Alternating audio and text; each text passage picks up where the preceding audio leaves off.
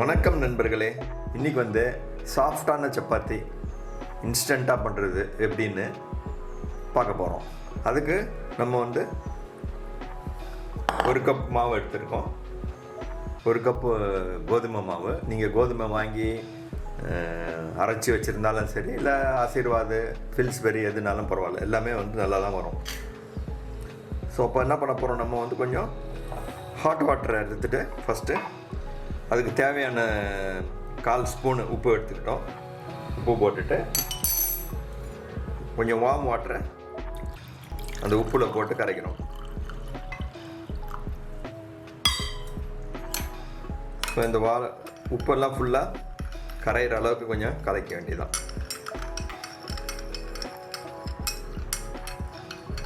So இந்த ரொம்ப சூடு தேவையில்லை, கையில் வந்து பொறுக்கிற அளவுக்கு சூடு இருந்தால் போதும். இப்போ மாவு, இந்த தண்ணி, ஆயில், இது 3 இருந்தால் போதும். நம்ம வந்து மாவு பிசைஞ்சிடலாம்.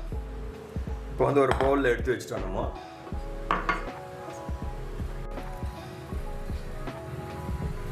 ஸோ இப்போ இந்த வார்ம் வாட்டரை வந்து ஃபஸ்ட்டு கொஞ்சம் கொஞ்சமாக ஊற்றுறோம்.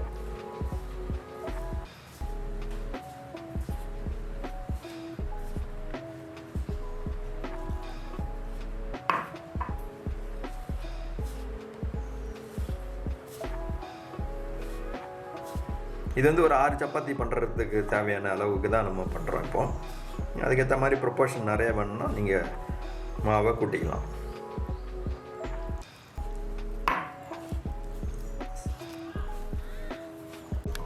ஸோ நம்ம வந்து கொஞ்சம் கொஞ்சமாக தான் தண்ணியை ஊற்றணும். எடுத்தோட நிறைய தண்ணி ஊற்றிட்டோம்னா ரொம்ப சாஃப்ட் ஆயிரும், அப்புறம் ஊட்ட முடியாது.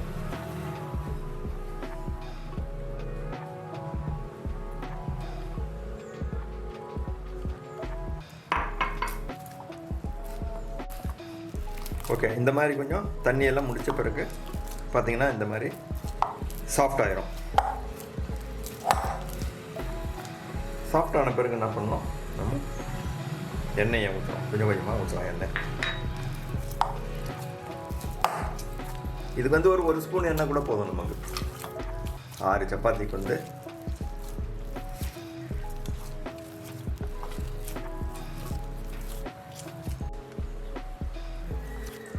இப்போ பண்டிகை முண்டிகை ஓரளவுக்கு எல்லாமே ஆயிலும் ஊற்றி ஃபினிஷ் பண்ணியாச்சு. எல்லாம் பண்ண பிறகு பார்த்தீங்கன்னா உங்களுக்கு கையில் ஒன்றுமே ஒட்டாது, பவுல்லையும் எதுவுமே இருக்காது, லூஸ் மாவெல்லாம். ஸோ நல்லா ஹோமோஜினியஸாக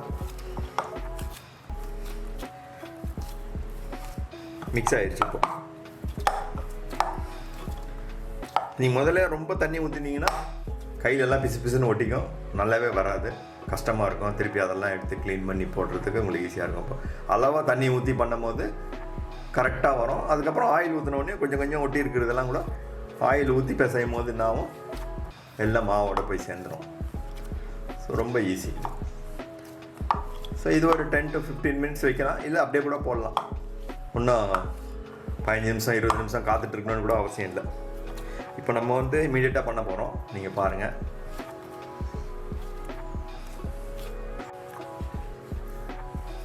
ஸோ மாவு என்ன பண்ணணும், அப்புறம் ரோலர் மாதிரி இப்படி ரோல் பண்ணிங்க.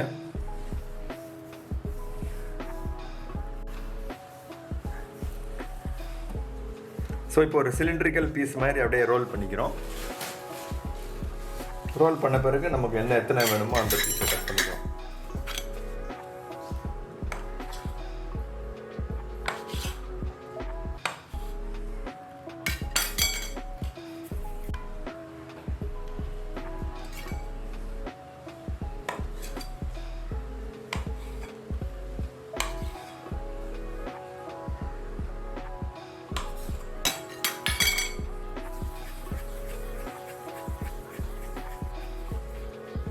நம்ம சின்ன சின்னதாக பண்ணுறோம்.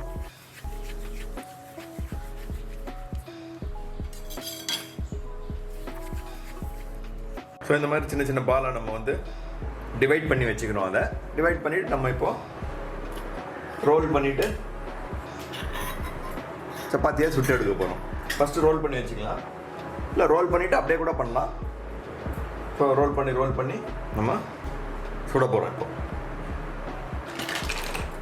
ஃபஸ்ட்டு இந்த மாதிரி ப்ரெஸ் பண்ணிக்கிறோம். அப்புறம் கொஞ்சம் மாவு போடுறோம். 2 பக்கமும் அப்ளை பண்ணிவிட்டு இன்னும் கொஞ்சம் மாவை போட்டு ரோல் பண்ண போகிறோம்.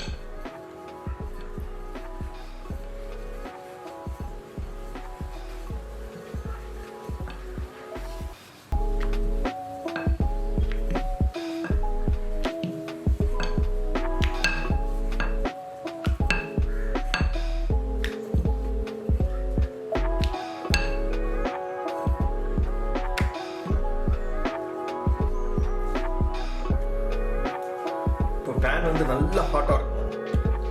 அப்போ தான் வந்து நல்லா வரும் சப்பாத்தி.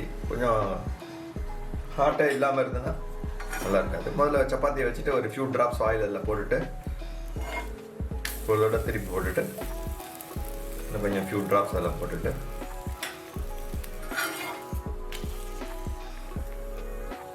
நல்லா அந்த மாதிரி பபிள்ஸ்லாம் அப்படியே வரும் அந்த சூடில். அது நல்லா சூடாக இருந்தால் தான் அந்த மாதிரி வரும். நீங்கள் சூடு ஆகிறதுக்கு முன்னாடி போட்டிங்கன்னா ரொம்ப ஹார்டாக இருக்கும் சப்பாத்தி, சாஃப்டாகவே வராது. ஸோ இது ரொம்ப இம்பார்ட்டன்ட். ஸோ 2 தடவை ஈக்குவலாக குக் ஆகிற மாதிரி வச்சுட்டு எடுத்துட வேண்டியதான்.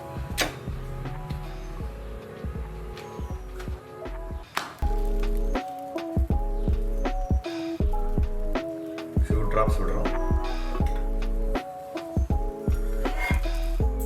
திருப்பி போடுறோம்.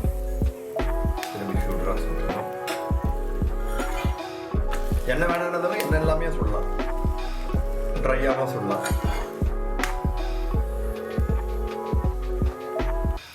இந்த மாதிரி நல்லா சூடாக தான் இந்த மாதிரி வரும் பாருங்க. அப்படி ஸ்மோக் வர மாதிரி தெரியும். ஆனால் வந்து 2 தடவை பரட்டி போட்டோம்னால முடிஞ்சு ஃபியூ மினிட்ஸ் தான் ஆகும்.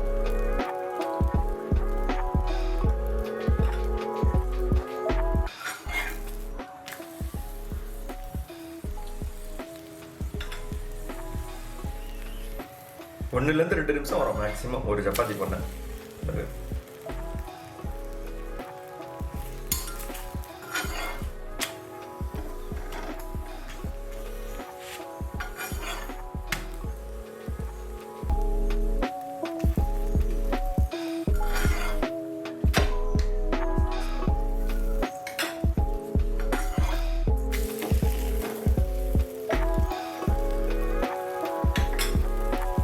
இந்த வீடியோ உங்களுக்கு பிடிச்சிருந்ததுன்னா ட்ரை பண்ணி பாருங்கள். வீட்டில் டிஃப்ரென்ஸ் தெரியும். ரொம்ப தின்னாக இருக்கும், அதே டைமில் சாஃப்டாக வரும், ரொம்ப டெலிஷியஸாக இருக்கும்.